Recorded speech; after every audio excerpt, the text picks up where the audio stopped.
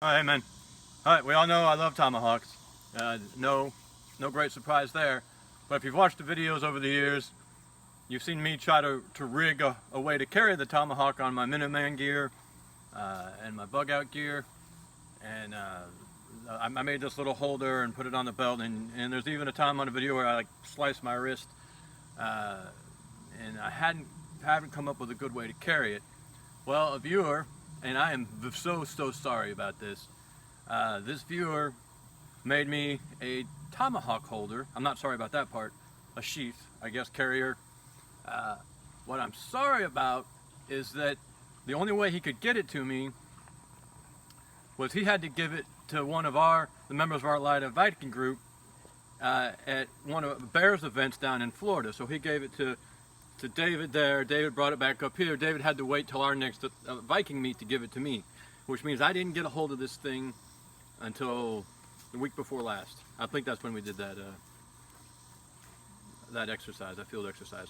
So many of you probably remember when Bear went to Florida the last time, so you know how long that's been. So this is a long time coming. And in the process of that, I completely forgot the guy's screen name. We think his first name is, I don't want to say what we think his first name is because I don't know, he probably doesn't care, but we don't know. So I can't say thank you, but I thought you guys would want to see this because it's pretty cool. I used it on that field exercise that David brought it, he gave it to me at the beginning, and so I carried it.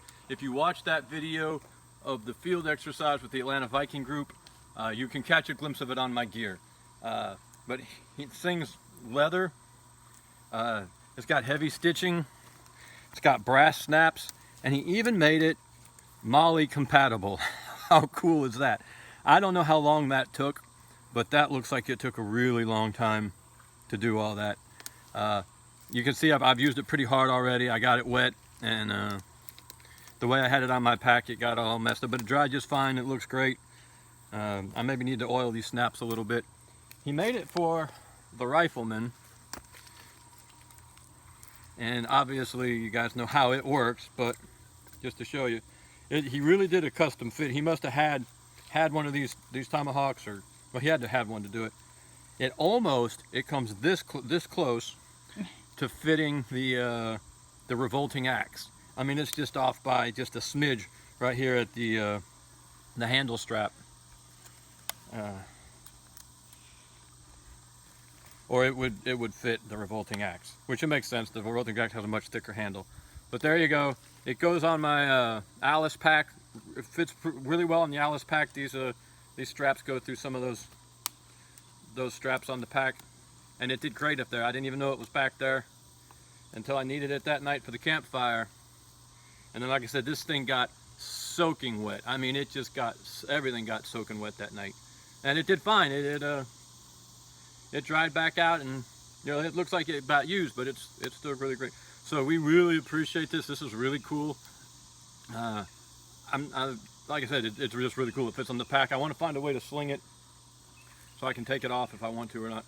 But just really good craftsmanship, heavy stitching, thick leather. Like I said, this is neat, and we're very appreciative for this. This was I won't say a labor of love because that sounds weird between men, but it was definitely a kind. You can see the work and the craftsmanship that went into it, and I would be using this for years to come. Honestly, I will be using this for years to come. So there you go. Unnamed viewer whose screen name we can't remember and first name we don't want to use, thank you. We really appreciate this. I needed this. I've literally cut myself carrying this thing in the past, and obviously that solves this problem. We appreciate you, man. Thank you.